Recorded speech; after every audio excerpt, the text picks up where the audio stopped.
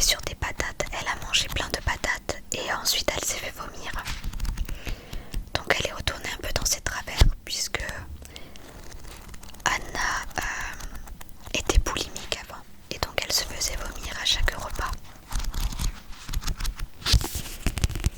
Et aujourd'hui, je vais te lire un chapitre consacré à Spencer.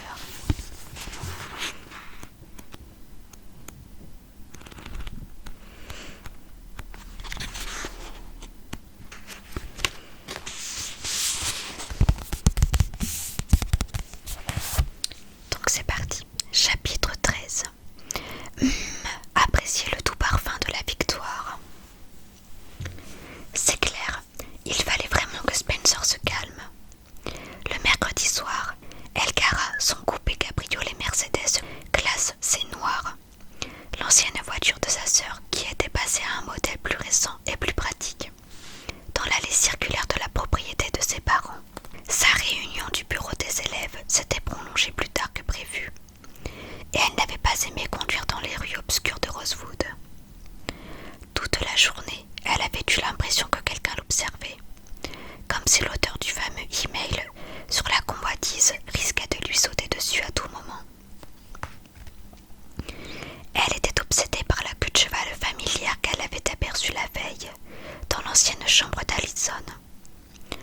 Son esprit ne cessait de revenir à Ali et à toutes les choses que celle-ci savait à son sujet. Mais c'était stupide. Allison avait disparu depuis 3 ans. Elle était probablement morte. Et puis, une nouvelle famille s'était installée chez les De Laurentiis. Sortant de sa voiture, Spencer se précipita vers la boîte aux lettres. Elle en sortit une pile de courriers qu'elle tria, remettant à l'intérieur tout ce qui ne lui était pas adressé. Soudain, elle la vit. Une enveloppe longue, ni trop épaisse, ni trop mince, avec son nom tapé proprement sous la fenêtre transparente. Expéditeur, le comité universitaire. Spencer déchira l'enveloppe et parcourut très vite la feuille du regard. Elle relut ses résultats une demi-douzaine de fois avant de réaliser. Elle avait obtenu un corps de 2350 sur 2400. « Ouais !» hurla-t-elle en serrant le papier contre sa poitrine si fort qu'il se froissa. « Waouh, tu as l'air drôlement contente !» lança une voix depuis la route. Spencer leva les yeux. Andrew Campbell, le grand type à cheveux longs et à taches de rousseur qu'il avait battu aux élections pour la présidence du bureau des élèves de leur promo, était penché par la vitre ouverte d'une Mini Cooper noire. Andrew et elle se tiraient la bourre dans la plupart des matières. Ils étaient généralement premiers et secondes de leur classe, ou l'inverse. Mais avant que Spencer puisse se vanter de ses résultats, le jeune homme s'éloigna. Crétin. Elle se retourna et se dirigea vers la maison. Comme elle entrait d'un pas sautillant, quelque chose l'arrêta net. Elle se souvint de l'excellent score de Melissa et le convertit rapidement à l'échelle sur 2400 points actuellement en vigueur. Oui, elle avait obtenu presque 100 points de plus que sa sœur. Et entre-temps, les PSAT s'étaient, paraît-il, vraiment complexifiés. Ah ah, songea-t-elle, triomphante. Et maintenant, laquelle de nous deux est un petit génie ? 1 heure plus tard, Spencer était assise à la table de la cuisine avec Middlemarch, un des romans qui figurait sur la liste de lecture conseillée de son cours d'anglais renforcé, lorsqu'elle se mit à éternuer. « Melissa et Vren sont là », annonça Madame Hastings, en faisant irruption dans la cuisine avec le courrier que Spencer avait laissé dans la boîte aux lettres. Ils ont apporté toutes leurs affaires pour s'installer. Elle entr'ouvrit le four pour vérifier la cuisson du poulet rôti et des petits pains au sel de céréales, puis passa rapidement au salon. Spencer éternua de nouveau. Un nuage de Chanel numéro 5 précédait toujours sa mère, bien qu'elle passât toute sa journée avec des chevaux. Et la jeune fille était à peu près certaine d'être allergique à ce parfum. Elle envisagea d'annoncer tout de suite ses résultats au PSAT, mais une voix flûtée en provenance du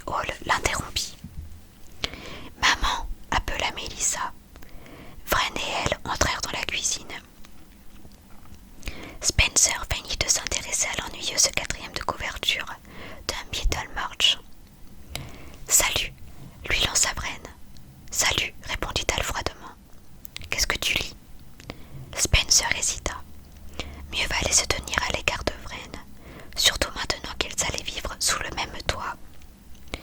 Mélissa passa près d'elle sans lui dire bonjour et se mit à déballer des coussins violets d'un sac Pottery Barn. « C'est pour le canapé de la grange », annonça-t-elle quasiment en criant. Spencer frémit. Ce petit jeu pouvait aussi se jouer à deux. « Oh, Mélissa, l'interpella-t-elle, j'ai oublié de te dire, tu ne devineras jamais qui j'ai croisé. » Sa sœur ne leva même pas les yeux. « Qui ?» ?»« Ian Thomas. Il entraîne mon équipe de hockey sur gazon cette année. » Mélissa se figea. « Il quoi? Il est revenu ici, à Rosewood. Il t'a demandé de mes nouvelles ?» Spencer haussa les épaules et fit mine de réfléchir.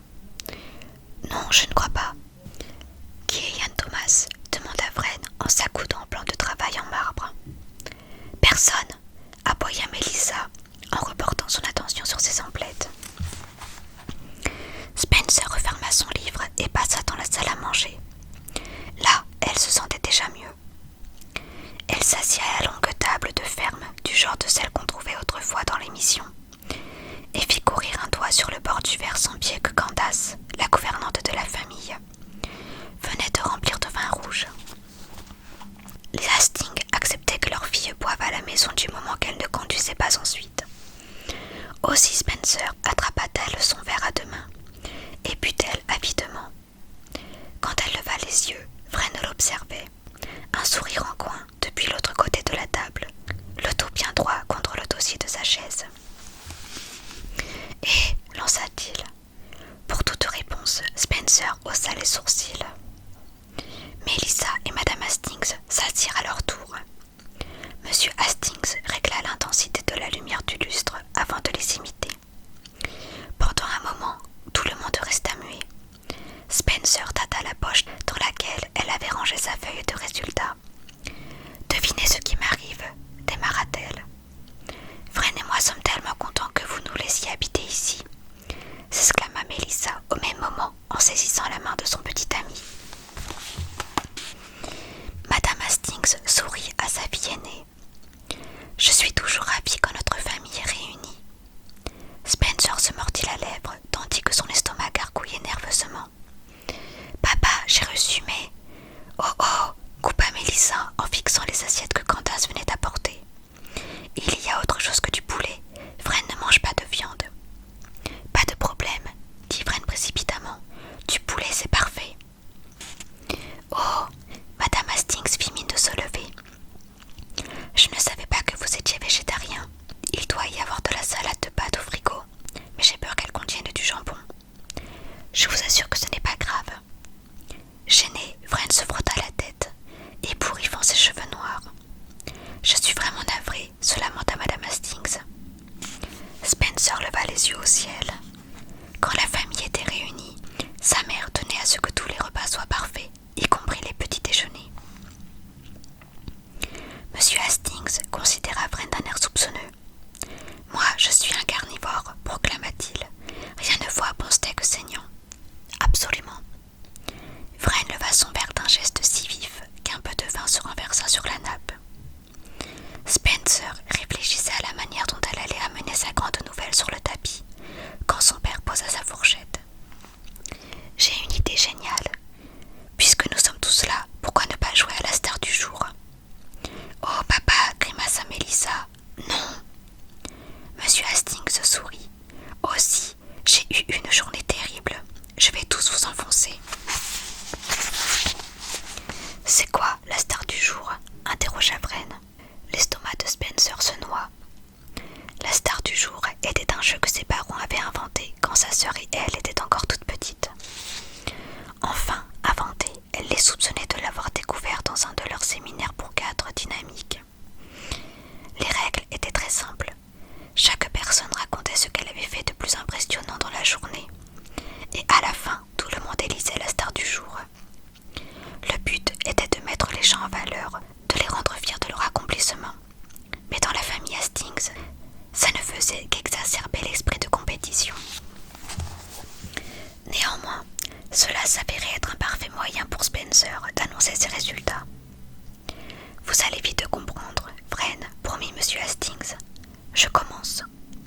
Aujourd'hui, j'ai préparé une plaidoirie si magistrale que mon client a spontanément proposé de me payer plus cher.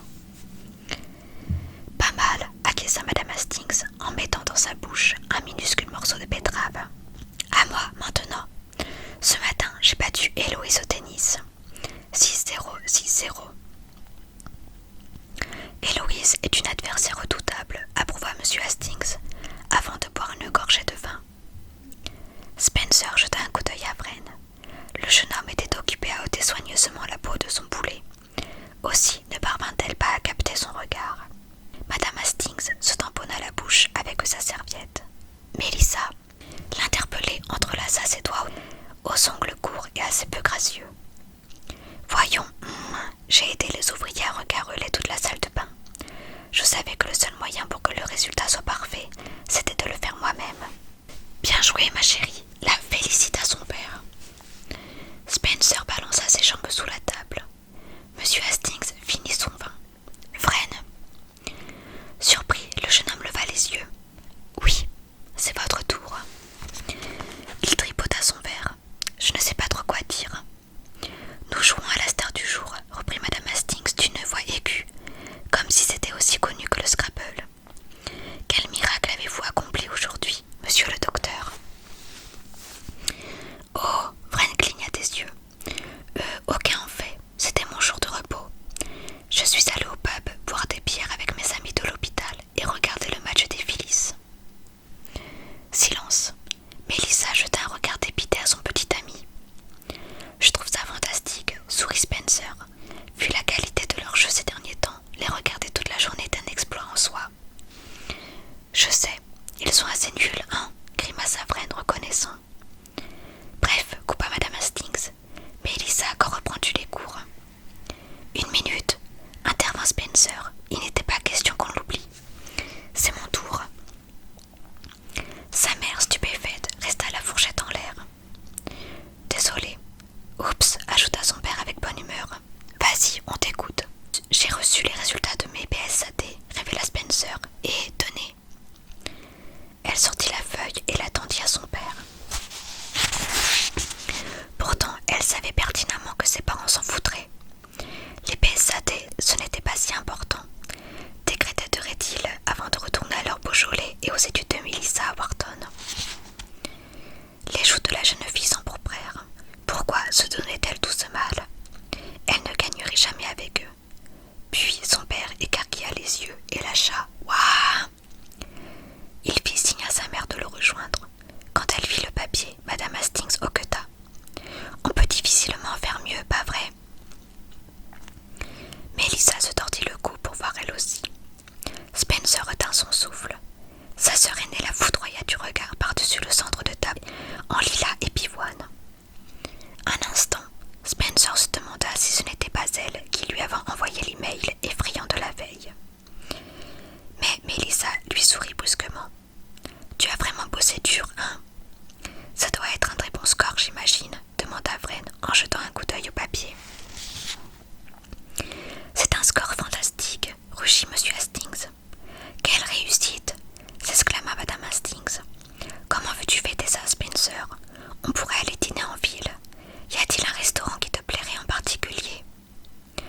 Quand j'ai eu les résultats de mes BSAT, vous m'avez acheté une première édition de Fitzgerald à une vente aux enchères.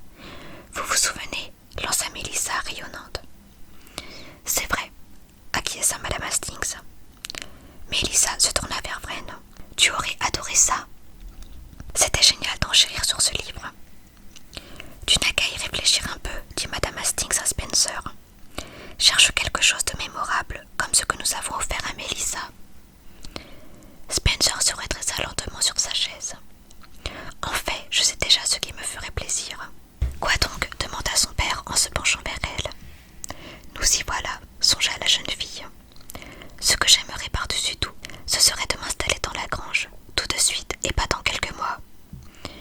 Mais, lâcha Mélissa avant de s'interrompre. Vren se racla la gorge. M. Hastings fronça les sourcils. L'estomac de Spencer émit un grondement affamé. Elle le couvrit de ses mains. Tu es sûre de toi? S'enquit Madame Hastings. À 100%, affirma Spencer. D'accord, dit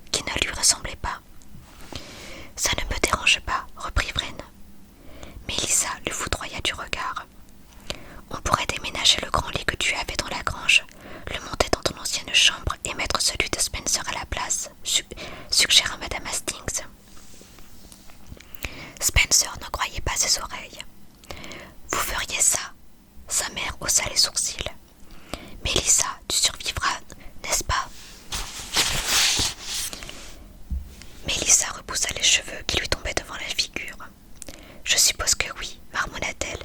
Personnellement, je trouve que la vente aux enchères et la première édition étaient beaucoup plus enrichissantes. Mais chacun ses goûts. Wren but discrètement une gorgée de vin. Quand Spencer accrocha son regard, il lui fit un clin d'œil. Monsieur Hastings se tourna vers sa cadette.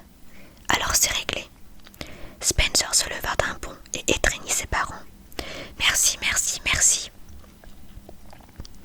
Tu pourras t'installer dès demain, lui annonça sa mère en souriant. Spencer, tu es incontestablement la star du jour, ajouta son père en brandissant le papier taché de vin rouge. On devrait encadrer tes résultats en souvenir. Spencer esquissa un sourire. Elle n'avait pas besoin d'encadrer quoi que ce soit. Elle se souviendrait de ce jour aussi longtemps qu'elle vivrait. Et c'est la fin de ce chapitre. Alors pour une fois que Spencer arrive à battre sa sœur, mais il y a toujours une compétition entre elles. Personnellement dans la série, moi Mélissa, je ne l'aimais pas du tout. Et dans les livres ça change pas.